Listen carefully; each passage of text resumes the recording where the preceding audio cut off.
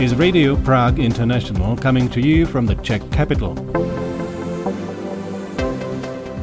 Hello and welcome. I'm Anne-Marie Regner and this is Radio Prague International. Coming up on the program today, Czechia bids to host one of Europe's giant AI factories. Hantec added to South Moravian folk culture list as enthusiasts eye UNESCO recognition. Who is the greatest queer Czech? Prague Pride survey highlights unknown chapters of Czech queer history. Who reads what? The surprising patterns hidden in 17 million library loans. All that coming up later, but first here are today's top headlines brought to you by Daniela Lazarova. News. Professional organizations, institutions, associations, platforms and trade unions in the cultural sector have called on the Czech government to withdraw its new state cultural policy for 2026 to 2030. In an open letter, dozens of these groups criticized the way the document was prepared, saying the process was non-transparent and excluded the public. They're calling instead for the implementation of the state cultural policy, which was approved by the previous government after lengthy preparation and consultation. Czech writer Vladimír Páral died on Monday at a hospital in Cheb on his 94th birthday, the Czech news agency reported. The prominent Czech novelist and satirist wrote novels exploring life and human relationships. He published more than 20 books, including the novels Private Storm, Catapult, Professional Woman, and Joy Until Morning. Many of Páral's novels became bestsellers and were translated into foreign languages. 7 were adapted for the cinema. During the communist era, people queued up to buy his books, several of which were subsequently made into films. The Health Ministry is facing a number of objections to a proposal that would extend access to assisted reproduction to women without a male partner. Under current law, artificial insemination is available only to heterosexual couples, a rule the ministry wants to change. While some ministries do not oppose the proposal, the Labour and Social Affairs and Justice ministries are among those raising objections. The Labour Ministry has submitted 7 major comments, arguing, among other things, that the state should not artificially create single-parent families. Demand for assisted reproduction has almost tripled over the past 15 years. More than 5,000 children were born through assisted reproduction last year, the highest number on record. A Smart Wings plane flying from Prague to Tel Aviv had to return to Václav Havel Airport in Prague overnight after a problem was detected on one of its engines. The aircraft landed safely, Smart Wings spokesperson Vladimíra Duchková told novinky.cz. There were 189 passengers and 6 crew members on board.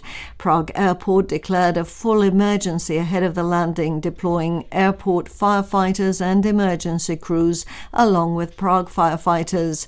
Airport operations were temporarily suspended and some flights were diverted, including to Brno. A replacement aircraft was later assigned to the Tel Aviv service.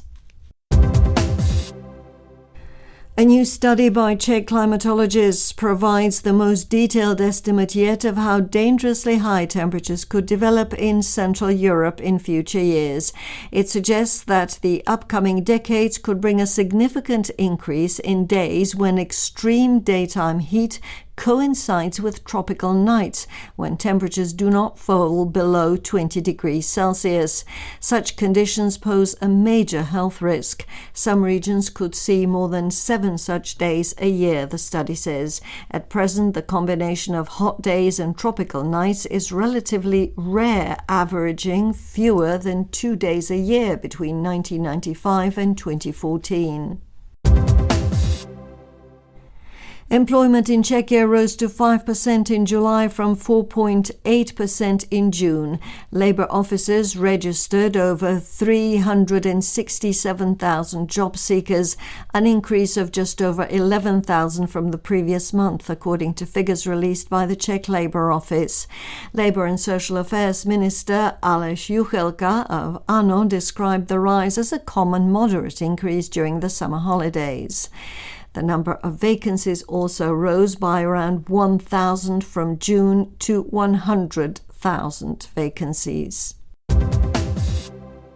8 people died in road accidents in the Czech Republic over the past weekend, including 5 motorcyclists, police reported on X, describing it as one of the deadliest weekends in recent years.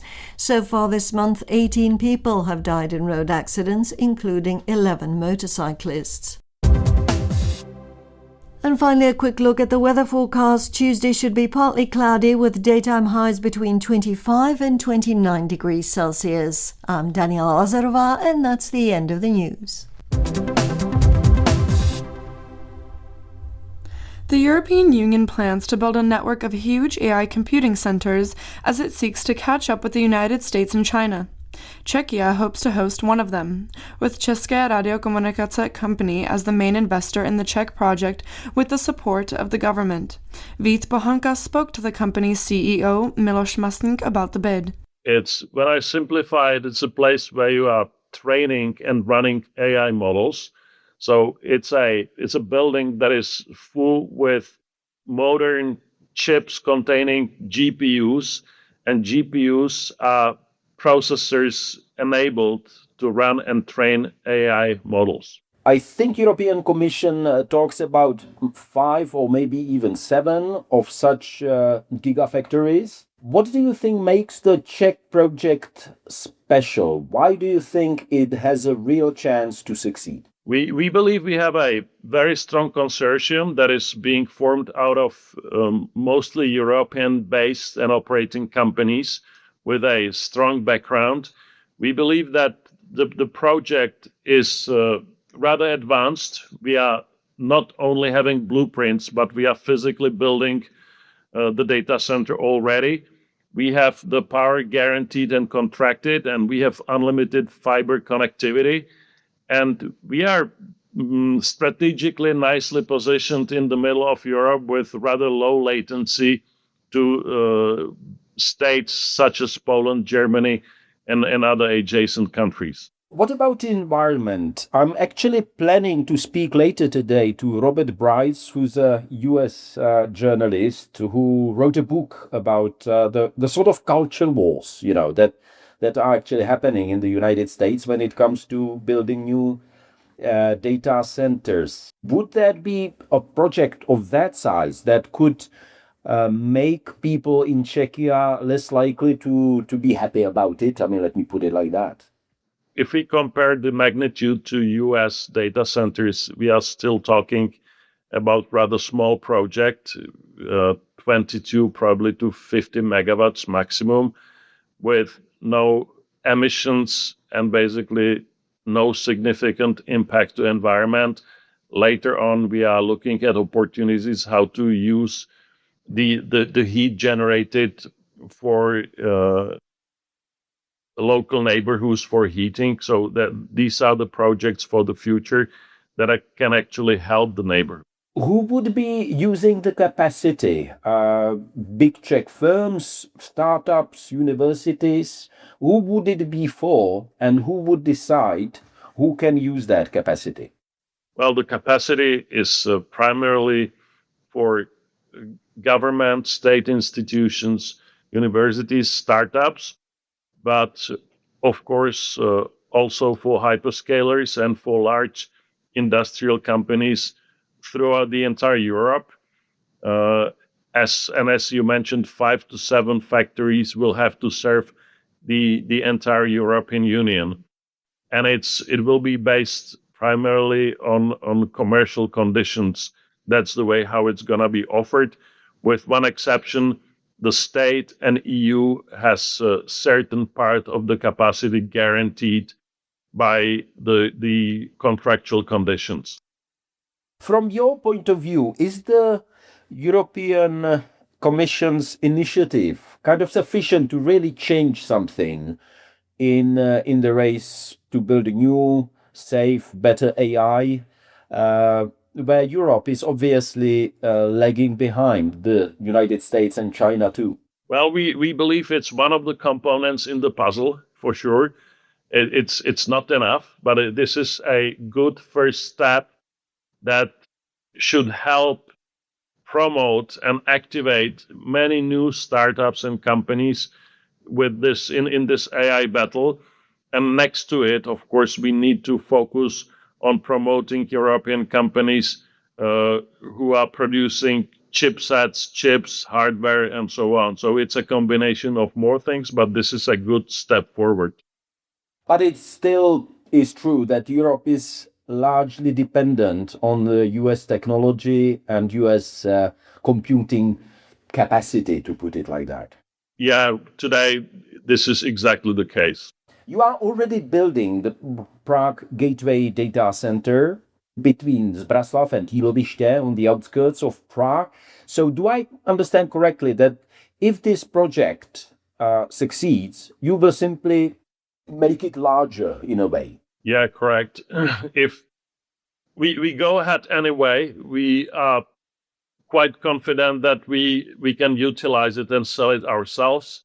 If we are part of the Gigafactory project, it only helps us and we can do it faster. Probably the customers would be more or less the same, or from the same sectors of Czech industry and Czech, I would say, academic community perhaps, and startups. Yeah, pretty much the same, but actually we already discussed with some foreign companies that are very interested in locating their technologies in our data center. That was Miloš Masník speaking to Vít Pohanka. Brno's unique language variety known as Hantec has been added to the South Moravian region's list of traditional folk culture. It developed among the city's lower classes in the 19th century and has survived in some everyday expressions. Its promoters now hope to have it recognized as a national level and eventually by UNESCO. Ruth Franková has the story. Hantec is a distinctive form of speech that emerged among Brno's working classes in the 19th and early 20th centuries. It grew out of a local Czech dialect and German, with words also borrowed from Italian, Romani and Yiddish. Although Hantec is no longer spoken in its original form, some of its best-known expressions have survived in everyday Brno Czech, including šalina, which means tram, and čurina, another word for fun.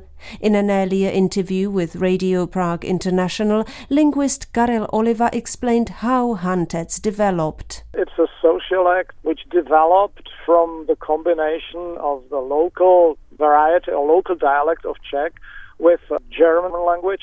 This is because until the end of the Second World War, Brno was a city with mixed population. Actually, the share of German-speaking population was over 50% there. And so this developed as a social act of the lower classes to communicate with each other, and partly maybe even also with the intention of not being understood by others. Oliva says the language variety is now mainly a Brno specialty rather than something used in everyday communication. Obviously, Czech as a national language is spoken in Brno, and Hantec is now just something like a specialty, some curiosity.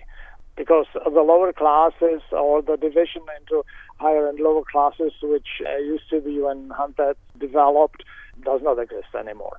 Jan Hlaváček, a writer, musician and leading promoter of Hantec, has been working for years to get it officially recognized. His efforts have now succeeded. On Sunday, Hantec was officially added to the South Moravian region's list of intangible cultural heritage. Hlaváček says enthusiasts continue to create expressions that may only make sense within the group. People create phrases or terms that conceal the original name and make them understandable only within the community and not to outsiders. The new listing was supported by linguists from the Czech Academy of Sciences. Martin Prošek, director of the Czech Language Institute, says Hantec's strong connection with Brno gives it its cultural significance. Brněnský Hantec je specifická mluva určitě. Brno Hantec is a distinctive way of speaking used by a particular social group of Brno residents who are connected by their affiliation with Brno as well as by certain social and historical circumstances. If its speakers identify with it so strongly and it represents such a strong cultural, social and community value for them, then there is nothing to prevent it from being added to the list. Aby byl na ten seznam přidán. For the promoters of Hantec, the regional listing is only the beginning. They now want to have it added to the Czech national list of intangible cultural heritage with UNESCO recognition as their ultimate goal. They hope that greater recognition will help keep this distinctive part of Brno's cultural identity alive for future generations. Ruth Franková reporting.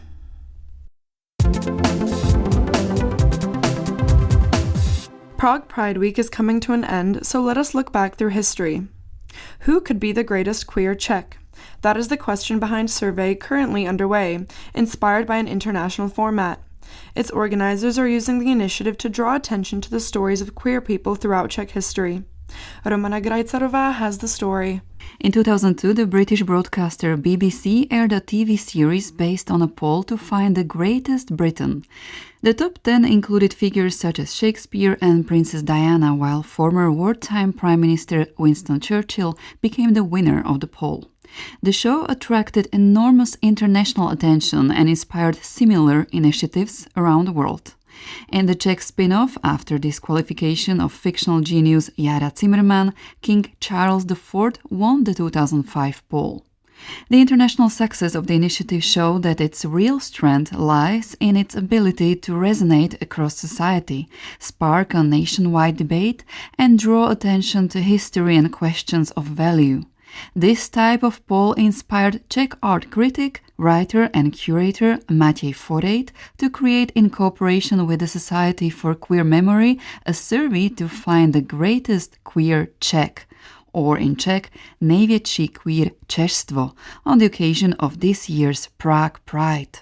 However, because one of the goals of the survey was to introduce the wider public to queer people from Czech history, its methodology differs somewhat from the original British format, in which ordinary members of the public first nominated the figures to be included. Tady bylo jasné, že vlastně my nemůžeme nechat hlasovat veřejnost. It was clear that we couldn't let the public vote on the nominations because hardly anyone knows these queer people. From the very beginning, the purpose of the survey was to shed some light on queer figures from Czech history. So we had to approach the first step completely differently. I asked the Society for Queer Memory for help, specifically Maruška Barešová and Ladislav Jackson, and together we put together a 5-member board of historians. We consulted with them and eventually compiled the 14 figures that people are now voting on. My jsme dali dohromady těch 14 osobností, o kterých se teď hlasuje. The 14 nominated people come from different periods and areas of Czech history and were active in a variety of fields. They include a representative of the Jewish minority, Sudeten Germans and artists or people who were politically active. What all of them have in common is that they are no longer alive and that they were all queer. But how can we reliably identify the queerness of historical figures? Takovým naším základním pravidlem Our basic rule was that we must not out people in the context of this survey if, for example, written sources tell us that they were queer, but we also know that they did not publicly identify with that identity during their lifetime. We felt that such people did not belong in the survey. We have included only people whom we know publicly and openly expressed their queer identity in some way while they were alive. Takže se hlásili ke své queer identitě. Among the nominees is writer Lida Merlínova, who published queer novels. There is also the artist Toyen, who challenged contemporary ideas about how people should present themselves socially in accordance with their gender. Another nominee is Freddy Hirsch, who during the interwar period lived openly as a gay man with his partner after fleeing Germany as a Jewish refugee and settling in Czechoslovakia. Takže to jsou příklady opravdu osobností, These are examples of people who lived publicly and openly identified with their queerness. In doing so, they pushed the boundaries of social acceptance in some way and helped make the world a more tolerable place for queer people. se na tom, aby byl svět snesitelnějším místem pro queer lidi. The survey highlights the stories of better-known queer figures such as Toyen and Freddy Hirsch, while also drawing attention to lesser-known individuals whose courage and actions left a lasting legacy. Myslím si, že každá z těch osobností rezonuje třeba u... I think each of these figures resonates with a slightly different group of voters. People who lived through relatively recent events may personally remember Jiří Hromada and are very keen to ensure that his legacy is not forgotten. At the same time, I see a revival of interest in the literary legacy of Jiří Karásek from Lvovice, who had largely been forgotten, but whose work is beginning to attract renewed interest among younger generations. So I think the survey also opens up a broader spectrum of perspectives, with each of these figures serving as an inspiration to a different group within our society. Je na tom vlastně celém taky jako zajímavé a podstatné. It is no coincidence that the survey to find the greatest queer Czech was launched during this year's Prague Pride, when the motto of this year's festival is "Times are changing." Právě tohle motto nám otvíralo i nějakou příležitost jít se... That motto gave us an opportunity to look back at history, at previous times that changed and brought something new, times that sometimes brought better conditions for queer people, but at other times brought truly terrible conditions for them. That is also something we need to remember. So, in a way, the survey fits into this year's program. Through it, we are trying to make unknown chapters of Czech queer history accessible to the public. Neznámé kapitoly, nejenom českých queer dějin. The survey organizer Matěj Forejt says voting is open until midnight on the 7th of August via the Prague Pride website. The results will be announced on Saturday, the 8th of August, at Pride Park on Střelecký Island in Prague. Thank you, Romana Grajcarová, for that story.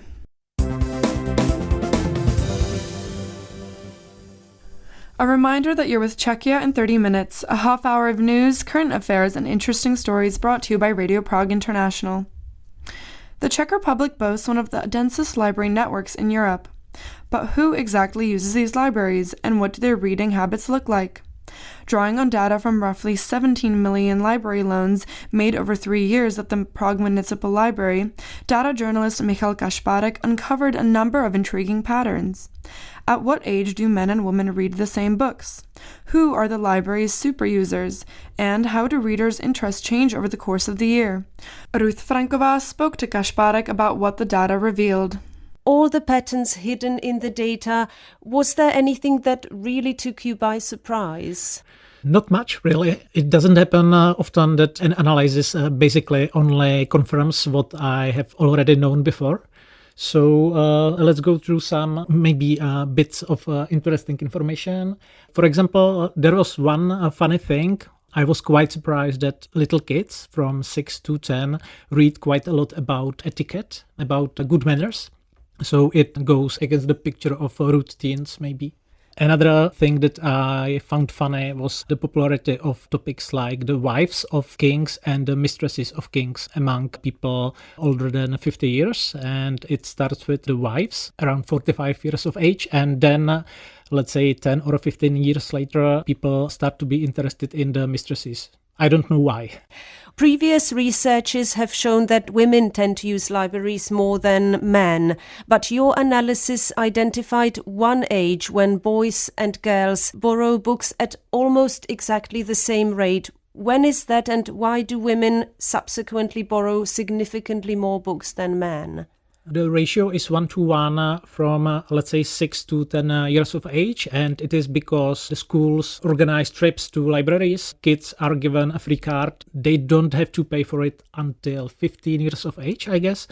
But after the age of 10, girls stay interested in reading quite more, and the biggest gap is at the age of 35. There are several women readers to one male reader at that age. And do women and men eventually return to more or less the same rate? It gets closer with age, let's say from 50 years of age, but it never returns to the 1-to-1 ratio.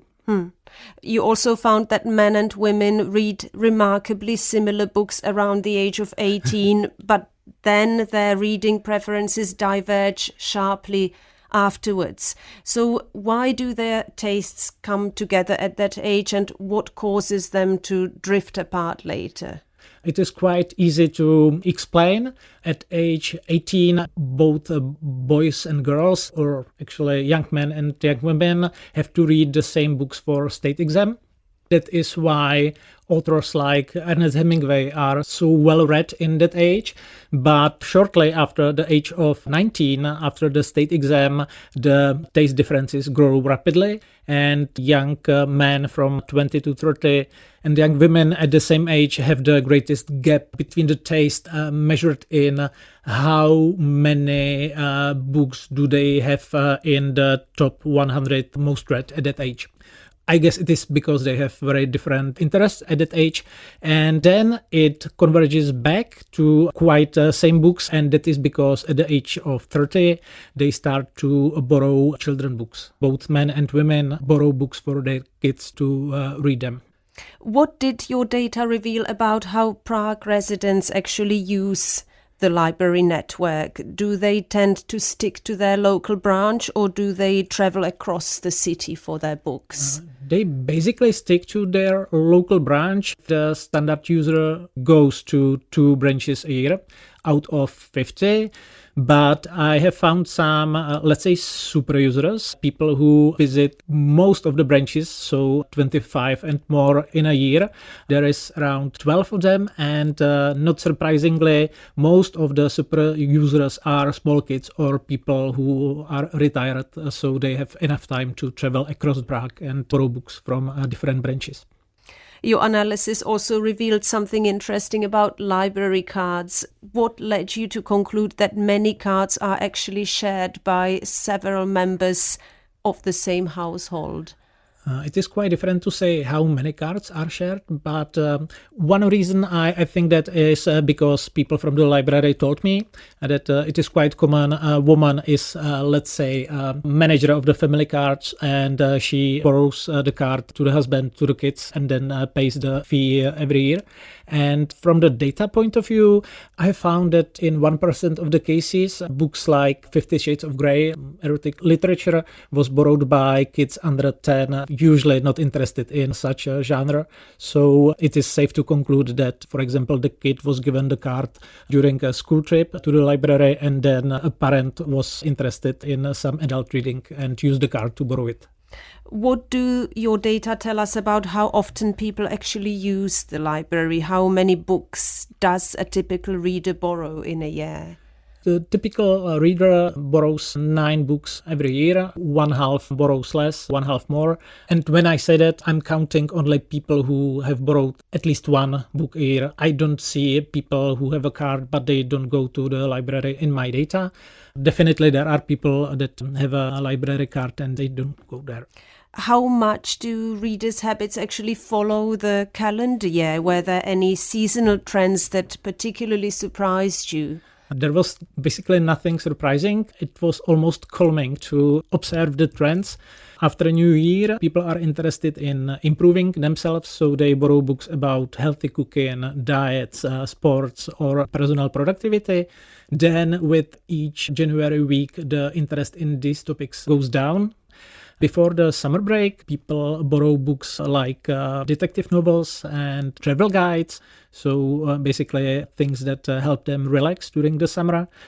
After the summer break, when the school begins again, it is quite well visible that some kids struggle in the school and the parents borrow things about logopedy, about various speech difficulties.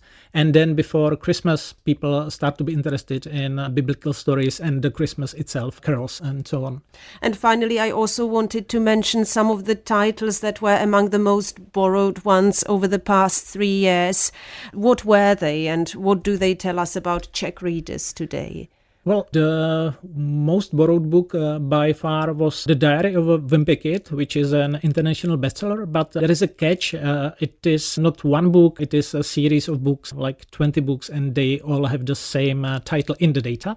And the most read novel for adults was Leaning Church by Czech writer Karin Lednická, which is a novel set in the 19th and the 20th century, covering difficult lives of people in North Moravian region. And this is a topic that the most borrowed books have in common. They usually cover the hard lives of our ancestors in eras that were much more difficult to live through than it is today. Michal Kašpárek, thank you very much for coming. Thanks a lot. You just heard Ruth Franková speaking to data journalist Michal Kašpárek, which brings us to the end of today's half-hour broadcast. For more news, features, interviews, photos, and videos from Czechia, visit our website at www.radio.cz.